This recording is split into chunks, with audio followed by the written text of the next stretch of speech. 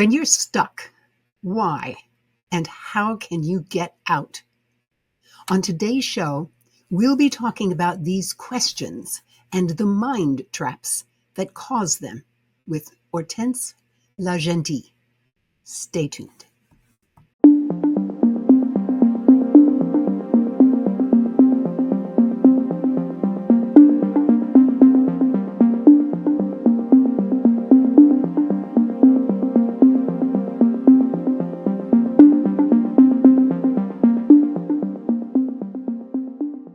I'm Madelyn Blair, and this is Unlocked, a show all about unlocking the resilient leader in you. On March 29th, I went to the Women's Leadership Conference in Virginia. I hadn't been in one, in years. A friend of mine invited me to attend, telling me they have great presenters. She was right. Great presenters. And after the speeches, I accidentally went into the breakout session and discovered even more depth in the speaker that had presented earlier on mind traps. Now, we hear a lot about mindsets. It's as if we all have to just walk up to a thermostat or better, a mindostat, and set our minds on success or happiness or leadership. Deciding that you want to improve your mindset is essential, and it's one step. But then you have to be ready to do what is called for to do so. At this breakout session, the speaker showed me how to break through things that prevent me from the mindset I desire. It was like a key that unlocked more of myself. As I realized this, I decided I had to bring Hortense de Gentil to Unlocked. She explores mind traps that drain our energy, limit our leadership potential, and more. She is a world-renowned executive leadership coach, speaker, and author. She guides CEOs and senior executives on their journey. She's guided by 30 years of experience in business, working across industries, media, consulting, advertising, and is an entrepreneur herself. She's even ranked number 5 on the Global Gurus list by World Management Global Gurus. All right. I'm happy that she said yes to my invitation. So without further ado, Hortense, welcome to Unlocked. Madelyn, thank you for having me. What's such an honor to be with you today. Oh, the honor is mine, let me tell you. I love the work we do. And besides, your book is called Unlocked. See? So Yeah. My book is The Unlocked Leader. Your book is Unlocked. Right. There is no coincidence in life. So I think we were meant to meet. That to me, I agree. I love the fact that we both have written about unlocking, and that moment when we are free to be the amazing person that we always were intended to be. So I'd like to begin with what are these things you call mind traps? The mind traps, they are, those beliefs or self-limitation, expectation that once maybe helped you, but they won't help you anymore at one point. And they are on your way from moving forward. And this is, those mental obstacles. This is when you feel like, it used to work, but doesn't work anymore. Or you want to do something and you try and try and try again and you fail each time, doesn't work. Or you feel angry, or in a company, you feel surprised with 360 feedback. They say, oh, I didn't know, I'm very surprised. Or you still react to any situation or something like that. They are clues that you are trapped somewhere. And Marshall Goldsmith used to say, what got you here won't get you there.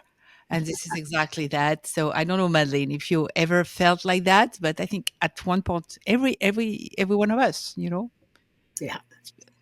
Well, I have to tell you the story. When I was in that session with you, there was a little voice in the back of my head, and I know who said it to me, but I'm not going to reveal that. They said, Madelyn, you're lazy. Now, anybody who knows me would never call me lazy. I'm sure. I have to say. I'm just constantly moving, right? Constantly doing. I don't stop. I could retire, but I don't. I And, understand. in that session, I said to myself, why am I listening to this voice anymore? This voice should not be operating. So I have been doing some assessing as to why I do so much and thinking about, am I still trying to prove I'm not lazy? So Mm, you're mm. right. Mindsets work differently in different times in your life. Absolutely. And yeah, it happened to everyone. It happened to you. It happened to me, years ago. And I was sharing this story, but years ago, I felt trapped. In fact, in my personal life and also my professional life. And that moment where you feel, okay, I should do that. No, it's too much. It's too hard. Maybe it's me. Maybe it's all my fault. Maybe I did all wrong. And you listen to those voices around you who says you are wrong. You are in a good place, and you don't see. You cannot be happy, but inside of you that's not true. But this is hard to listen.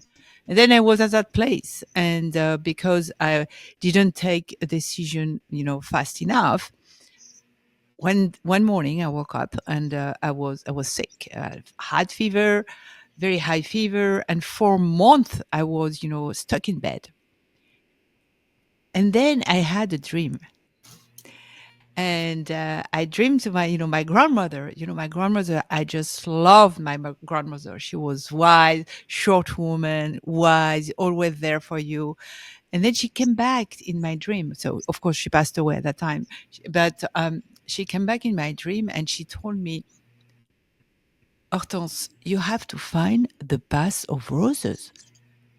And Madeline, I told her, what is the path of roses? Where is it? What are you talking about? And then she was there and I said, well, at least tell me where it is. Where should I go? What should I do? And she just looked at me and she smiled and she said, you know, you know what I mean. You know where it is. And she just disappeared. So I was there in my bed, furious. I woke up. I said, she didn't tell me, where it was. And I was confused. I said, my goodness, come back, come back. Of course, she didn't come back.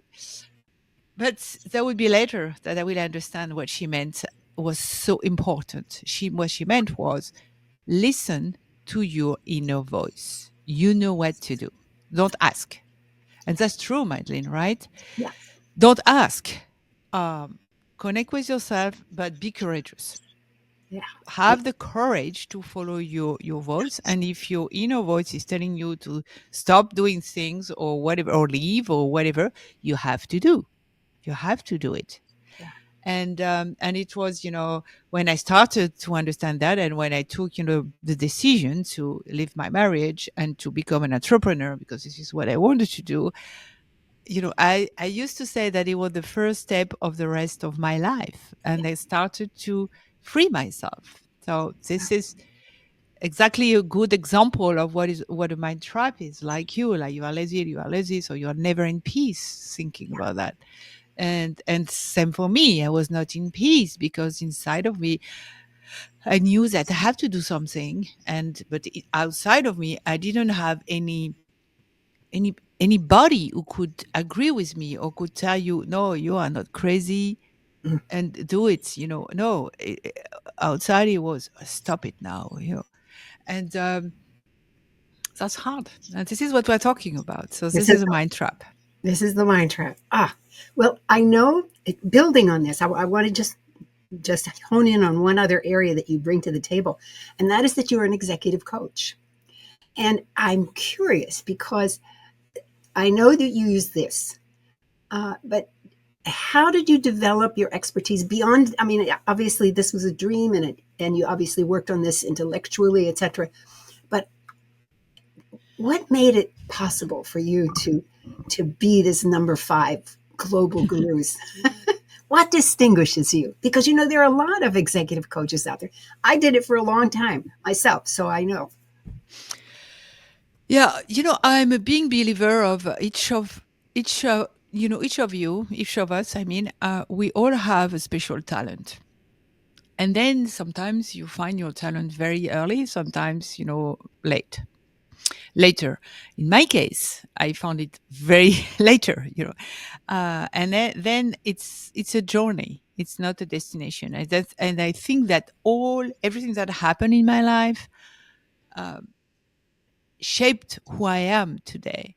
And then if I go back, when I grew up as a horse rider, so in the middle of horses, and I was show jumping, and I practiced show jumping, and I was working a lot, and I have coaches at that time, and it was my passion, it was my love, it was everything.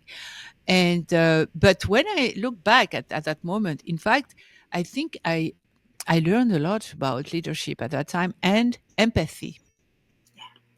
And because I don't know, do you ride horses, Madeline? My daughter does. Okay, so you know what I mean, right? Yes, I do. It it's when you want to do something, especially when you show jump or you do a competition, when you want to jump or whatever, you have to have this vision. I know what I'm going to do. I'm going to do that. And then you have to talk with the horse. How do you communicate with a horse? With your hand, with your body, with your legs, with everything, all part of your bodies. And then you are already connected to the horse. And this is empathy, because through that, the horse is going to trust you or not, understand your order or not, and follow you or not.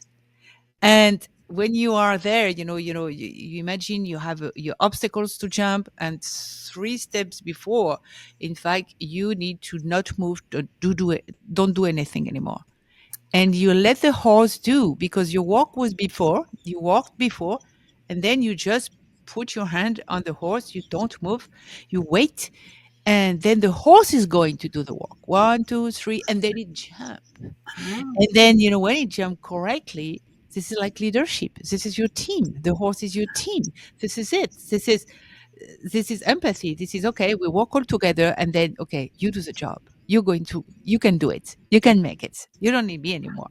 And then you're just here, but you don't move. You don't do anything.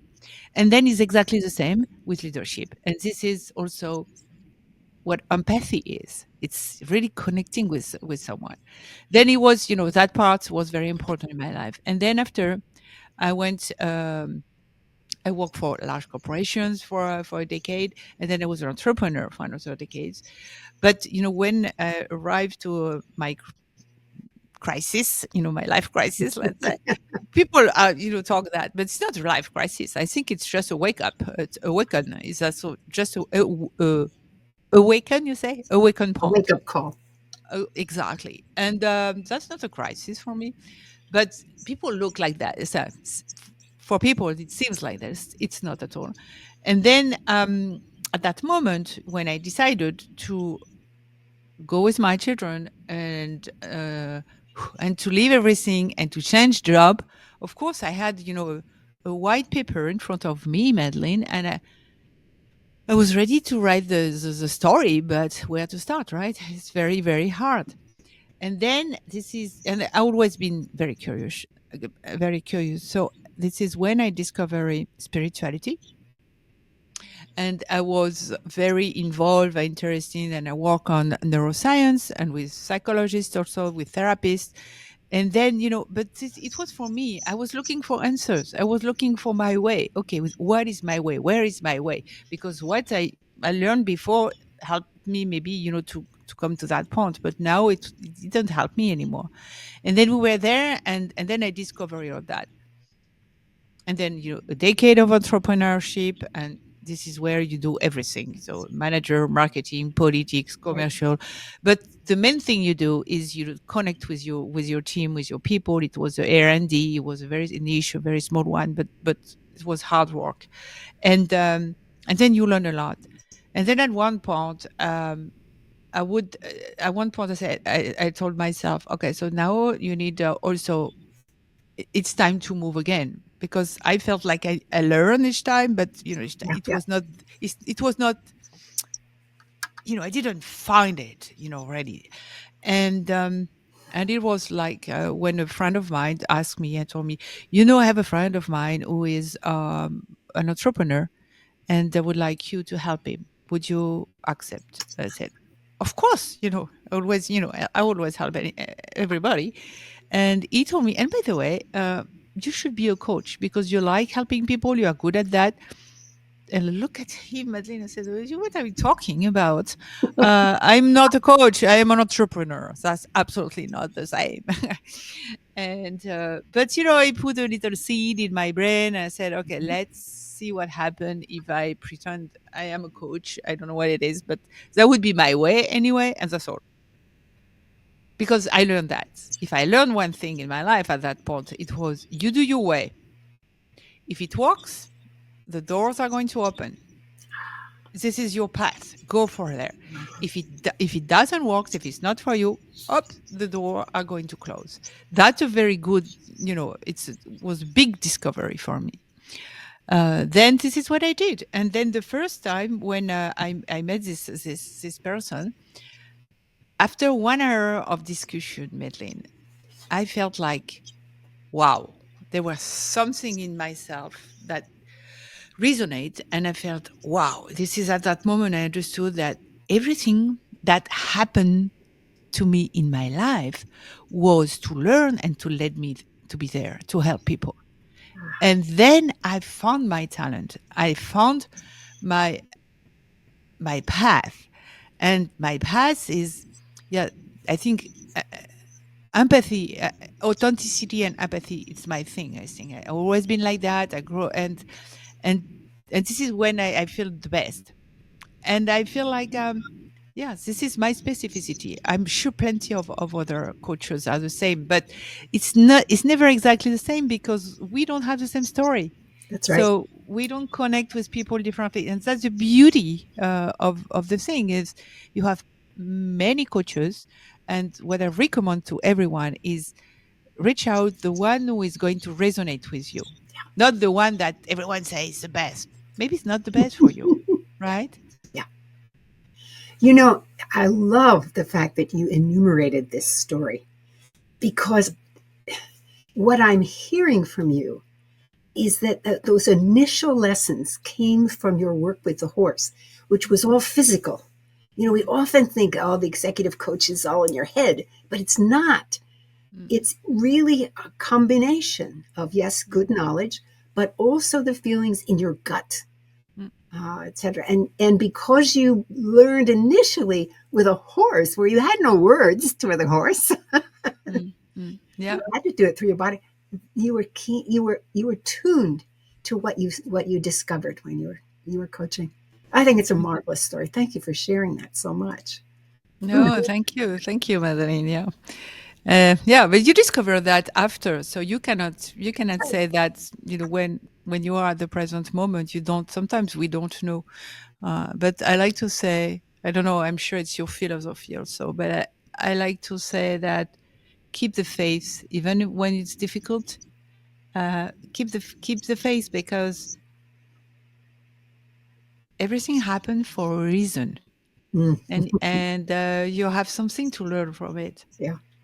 I often work in story, and when someone gets to the point where they just, it just doesn't feel right, I say, the story isn't over. That's all.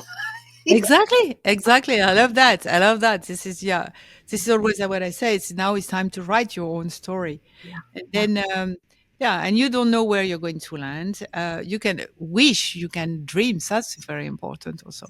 But and in my case, what I discover is because I thought that everyone had the same, but I think my special talent is empathy, but it's this ability to connect the dots when you talk about something or whatever, or even when you don't talk, and then I can see where you are locked. And then that's why now, Madeline, I always say that my mission in life is to unlock people, to free people Yeah. from your mindset, because it's time to free yourself, and it's time to connect with your own talent and discover your own talent first, and connect with it. Well, speaking of which, how is it that we can do this? What are the means and how do we develop the capabilities ourselves to find our mind traps and overcome them? So to find your mind trap, so we know where we feel, like we said, that we are trapped somewhere. So the thing is, from my experience, it can comes from, let's say, to make it simple, two families. Uh, Either it's a trauma, and it's a voice behind the trauma, or just a voice.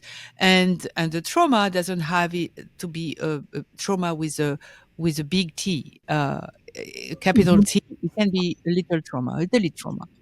And maybe I should share an example. And Years ago, I was coaching a young boy, a young person, not that young, but anyway, who was expected to be the next CEO of the company. And then he was smart, he was prepared. He went, in order to do that, of course, what you have to do is to have interviews with the board members. This is what he did. He had interviews, and out of the blue, he didn't understand.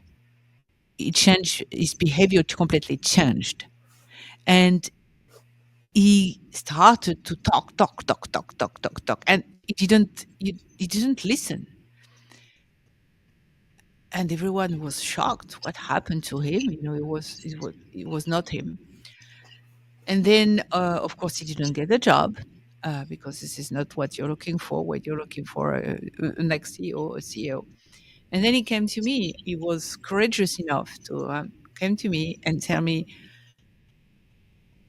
"This is what happened, and I don't know why I did that. I don't know why. I don't know what happened. Please help me." I said, "Okay, so let's revisit your life. So this is what you do, because all clues are in our lives." So, revisiting his life, he remembered that years ago, when he was a student, he had to pass an exam, and in order to pass an exam, he had to had interview with some teachers, and one of the teacher didn't let him talk, so he was, cutting him off all the time. And then, do you imagine, Madeline, this young A plus student, very prepared, and he could not express himself. Mhm. He was shocked. He created a trauma.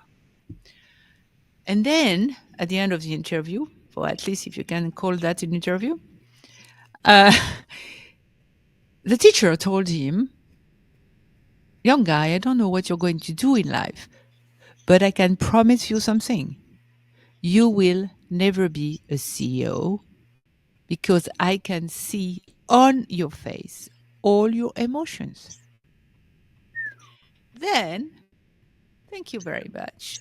This young guy left school. Of course, he graduated because he was a plus student, with a trauma, a shock,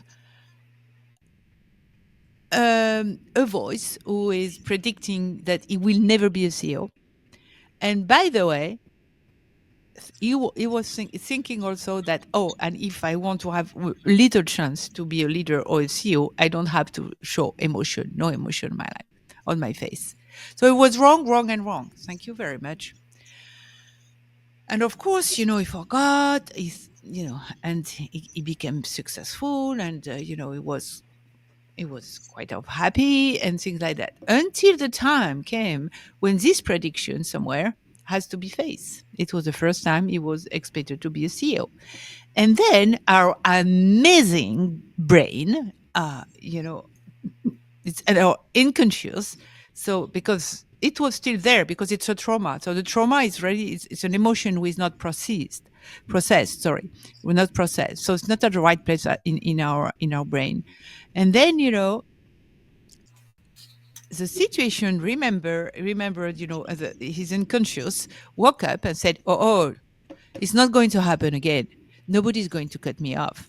No, I'm going to talk. I'm going to talk, and I'm going to talk. And this is why he reacted to the situation. And then this is what you do. You track the source. So in that case, he found the source. The source was this teacher who said that and that. And then he understood, okay, this is why, I reacted like that. And then you face it. And then the work after is to let it go, to understand that it doesn't belong to you. This is not true. So I have my three very powerful questions that I like is you ask yourself, so you challenge the voices. In that case, is it true that you cannot be a CEO? Obviously, it was not. Is it relevant? Not. Is it helpful today? Could be helpful before. No. So when you answer no to at least one of those questions, so is it true? Is it relevant? Is it helpful today? If one of the answer is no, just let go. And you work on letting go. And as we saw, Madeline, letting go is not that easy. No. But this is a work. This is a work to do, is to work on letting go after. And then when you let go, and when we mean letting go, it's when you don't have any emotion anymore, when you think about the situation, the Yes. person, or whatever. It was your experience at when we did it together. Yes. Yeah. And I I love the simplicity that you've given us. First, the framework, true, relevant, and helpful. I think that is just dynamite. It gives you a simple set of questions to ask yourself when you confront something like this. Uh, and the other is about the emotion. You're absolutely right.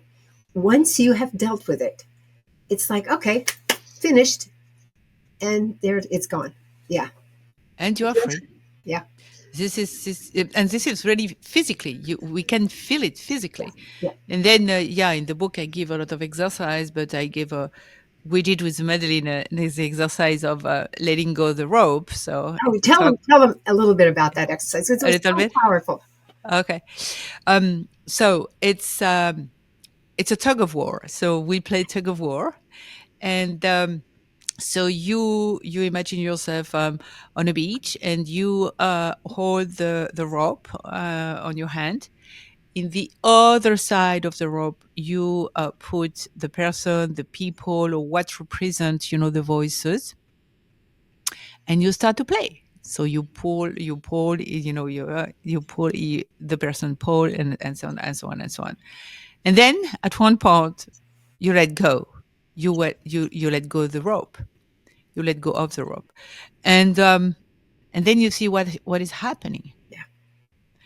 And then you see and you hear. So maybe that person is going to tell you something. Maybe you have something to tell this person, and this is the moment to tell what you have to say, or to say what you have to say to this person or to those person. Yeah. And then at one point when you finish, you just say thank you, because it's not a revenge. You just say thank you because I'm sure it helped you a little in your life, or maybe a lot. Thank you. I love you, because it's always a question of love. It's a relationship. And then you turn back and you imagine yourself, walking on the beach the other way. And you walk and you walk and you walk, and you feel this freedom, and you feel you meet yourself. At least you start this relationship with yourself, and you're free. And sometimes it's easy. In one time it works, and sometimes we need to do it again and again, until when you finish the exercise and you think about it, you don't feel angry anymore, or you don't feel whatever you felt, about the person, or the situation. And this is freedom. Yes. This is a real freedom. It, as you're describing the process, I was recalling it in my own mind. And it was fascinating because once I let go, the other person on the line just went away. It was like, oh, good.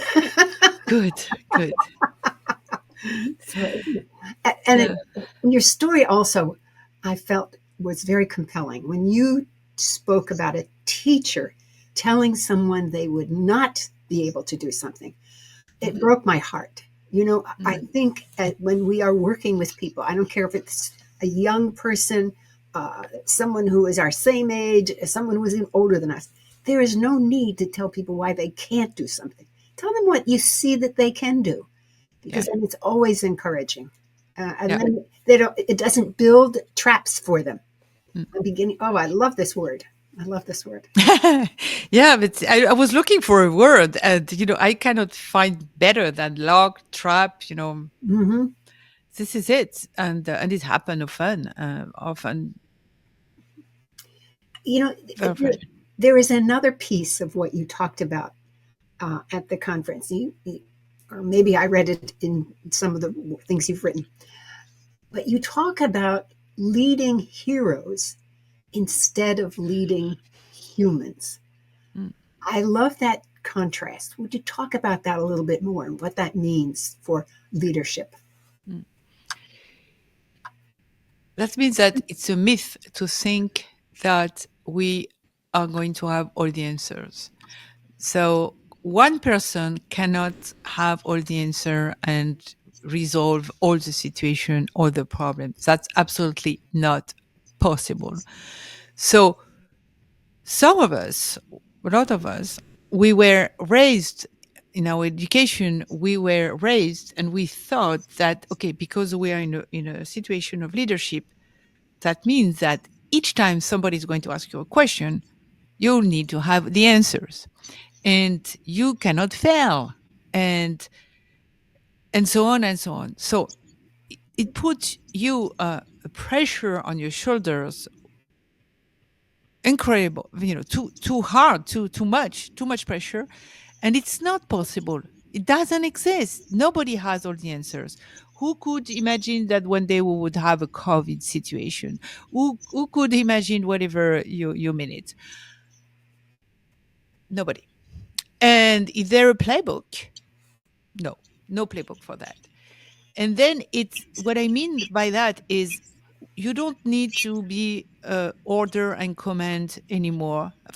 I know that it was the fashion before, but the world changed, and people, they want to connect with you. They want to know who you are and why, because they want a safe, culture of safety. They want to be safe, they want to be trusted, they want to be seen, they want to be heard, they want to be part of something. And l- just look at our young people. So our youngest one, this is what they want. They don't want to spend all their life, at the same place, waiting for maybe one day they can do something.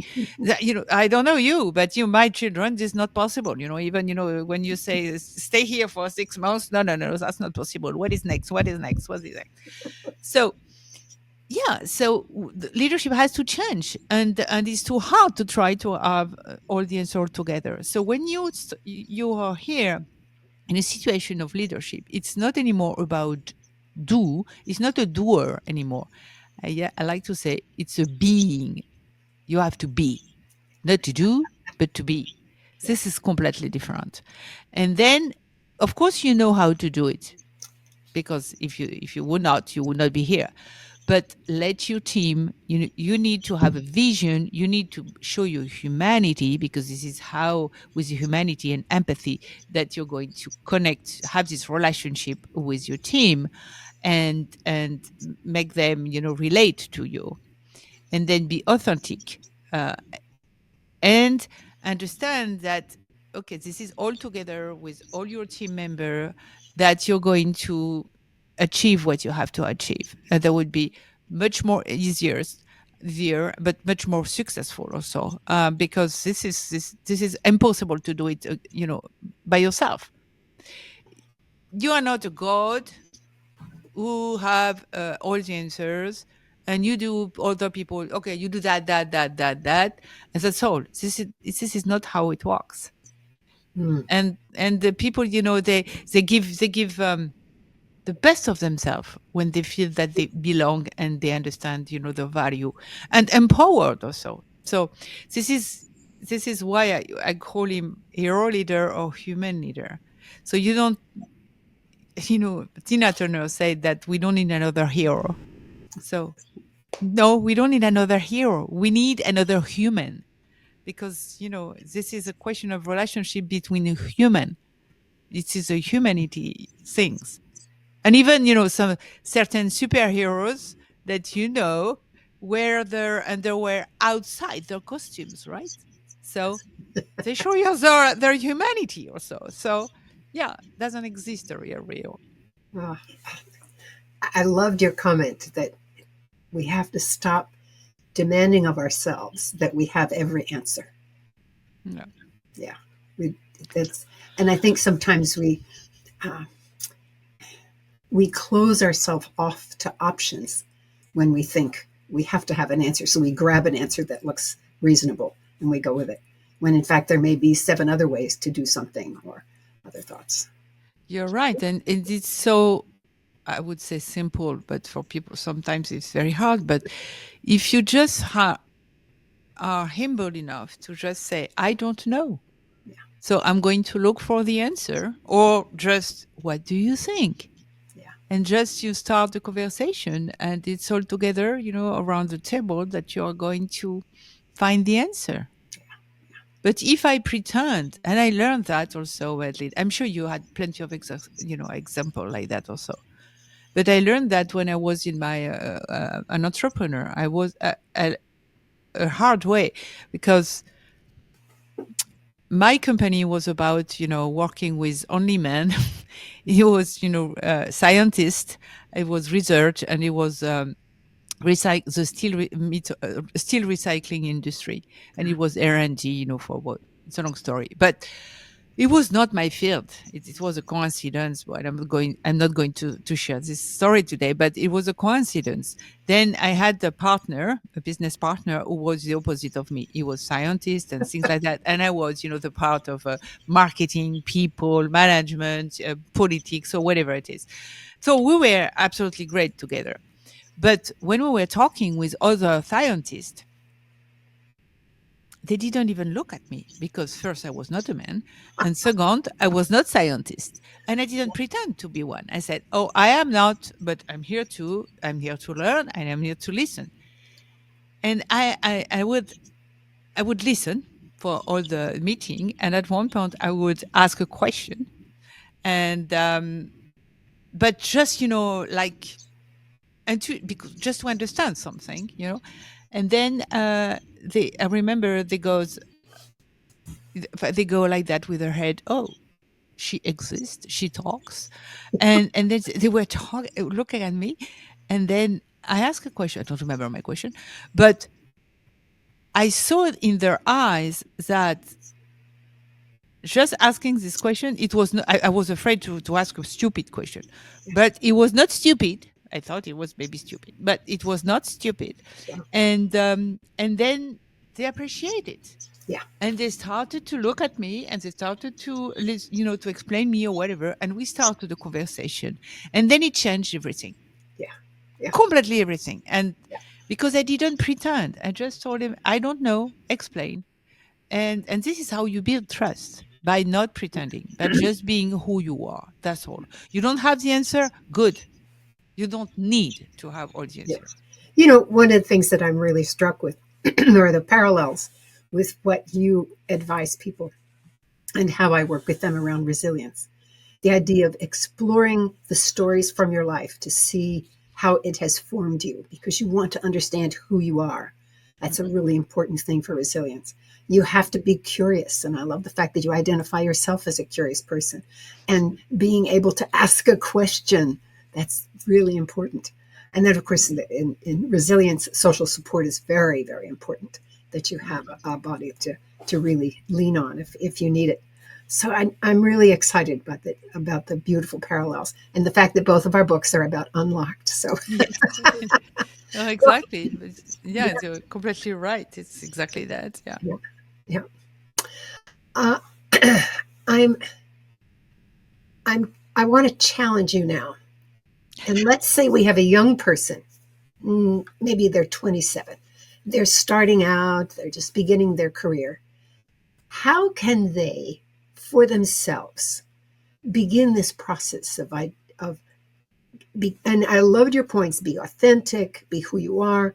How do you advise young people that how they can do that for themselves?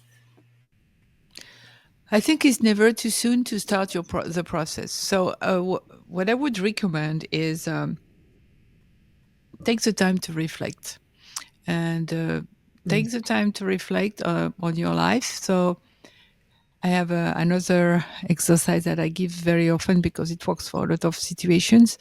It's a 3 colon exercise, but revisit your life, like we did, for example, in our example before. Revisit your life and think about the moment where you were very happy. You, you know, the moment where you felt like I'm in the flow. hmm I'm here. It's me. It's so me.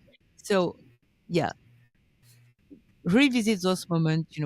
Take a piece of paper and a pen and write down. All that. So in this column, what you keep, what gives you joy. Then you revisit also your life and you think about the worst moment. What was difficult for you? And by the way, when it's too difficult, when you realize, oh, when I think about that, no, I cannot. It could happen. Then what I would recommend is go to see a therapist. Talk about it because you're going to be stuck here mm, if you don't do it. So really do that, please, please, please. And if you do it when you are 27, this is all your life that you're going to yeah, change. So do it. Don't be afraid. This is normal. All my CEOs, they have therapists or so. That's normal. Don't be ashamed. Not at all.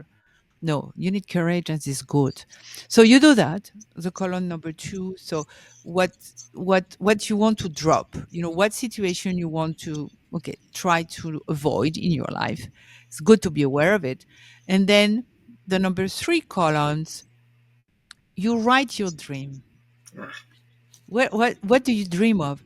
And doesn't matter if it's possible or not. We don't care. So even if you want to go, I don't know, work on Mars, go to the moon or whatever you want, doesn't matter. What is important behind all those situations is the why. mm, Why you want to do that? And then I'm going to see, okay, what are the situations around you where you can apply maybe already without waiting half of them, or a little of them or whatever. And then when you have all, those 3 columns, you are much more aware of at least how you work, what gives you joy, what hurts you, and what you would like to discover, or what are your dream. And then that would be your guide. And you start this process, of connecting with yourself, this relationship with yourself. And what I recommend is every day start your routine. It's never too soon to take at least 5 minutes. 5 minutes is nothing, or 10 minutes is better, but at least five. yep, Just to think, okay, how do I feel? What are my Be aware of your emotions. Can you breathe correctly or you don't breathe? If you don't breathe, so breathe, inhale, exhale. This is very simple, but we don't connect with ourselves. We go through the day and we don't even know what our body is going to do. So, and after we feel like, "Oh, I'm exhausted," but of course we are exhausted because the poor body is following you, but you don't take care of your body. But when I mean body, it's feeling, it's emotions. This is what we are talking about. yeah, Exercise and things like that is good, but I'm sure you do that because you were taught to do that, and it's good for your health. I'm not talking about that. I'm talking about the other level, the emotional level, and also about reflecting. So the more you're going to take the time to reflect, maybe meditate. But when we say meditate, it's just being at the present moment. Just listen at a nice music that you like, and just listen to the words, or just take 1 minute and be just aware of what is around you. Just that is meditation, is being here at the present moment. And the more you do it, the sooner you do it, the better and the more happy you will be. I can trust me, this is true. And you will be very successful and very happy. But at the end of the day, this is what we want. It's not to be successful, it's to be happy, right? Yes, yes. I love the fact that you say, begin with whatever time you've got, 2 minutes, 3 minutes, 5 minutes, 10 minutes, and that builds a habit. And that every one of those are, the word is efficacious, but such a fancy word to say that they always work. Yeah, exactly. Ah, beautiful. It's really funny because one of the things that I do when I work with people is I say, take 5 minutes a day. See? See?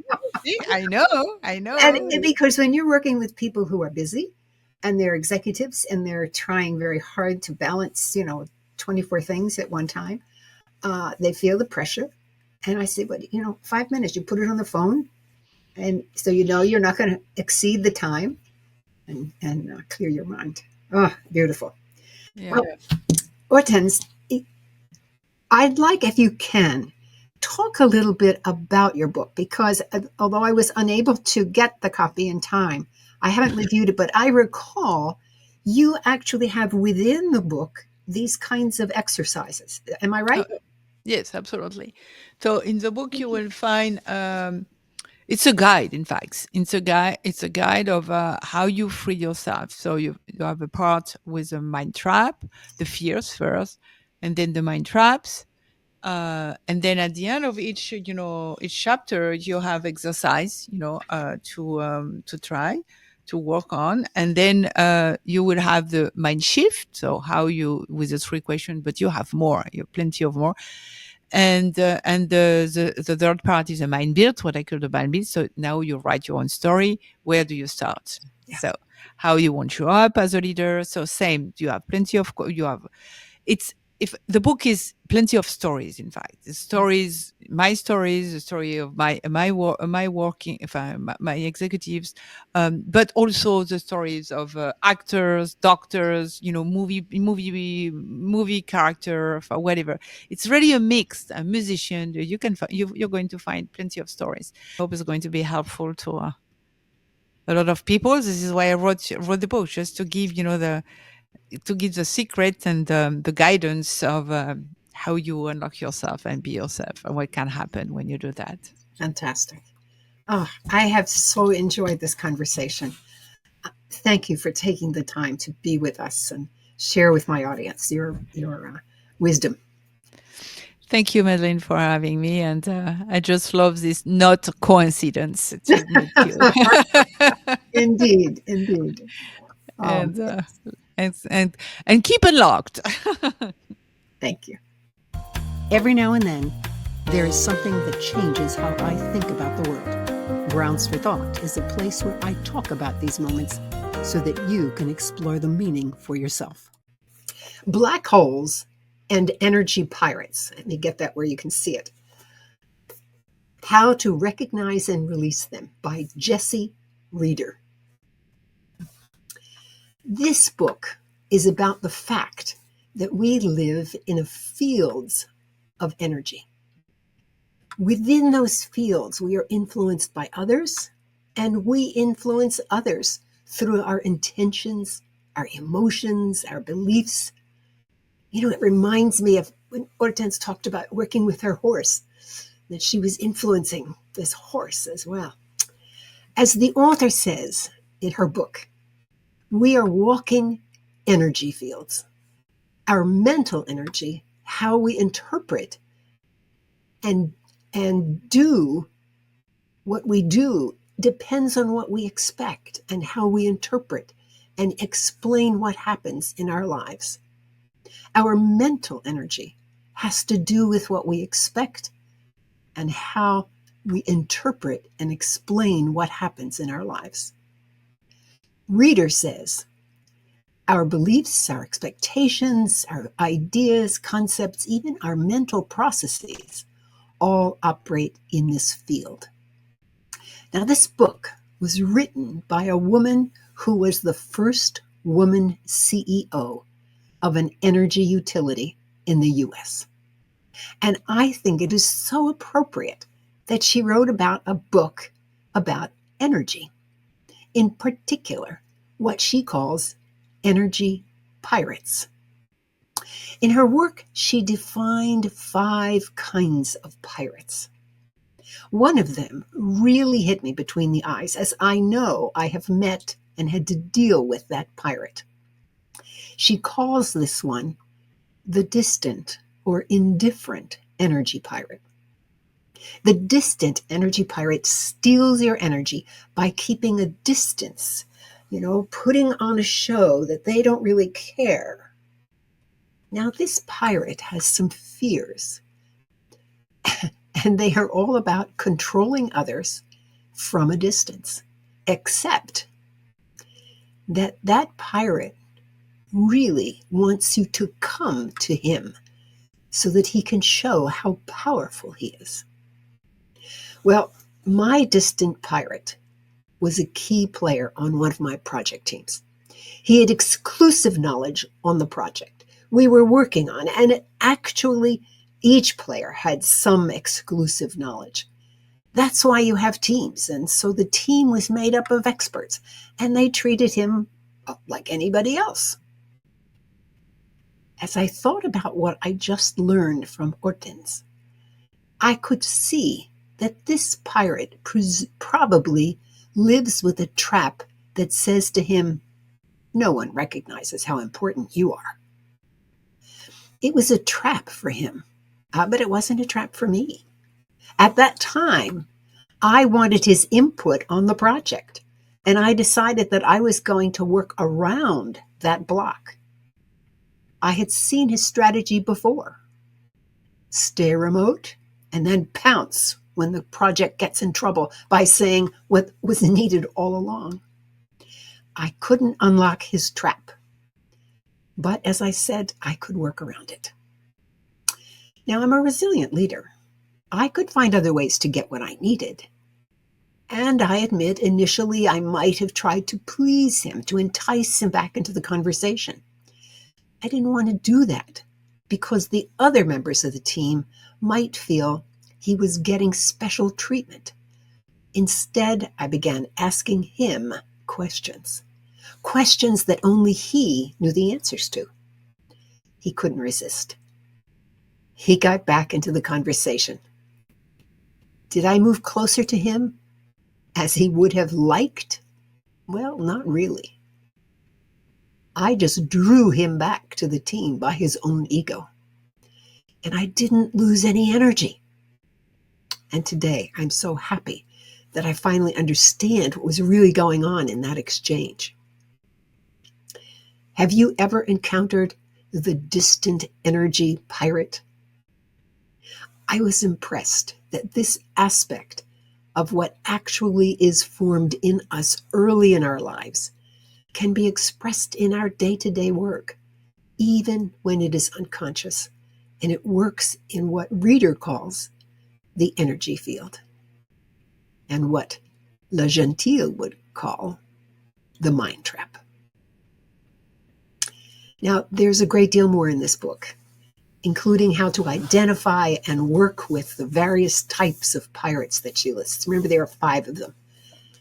I might return to it in the future, but for today, I just wanted to share my story.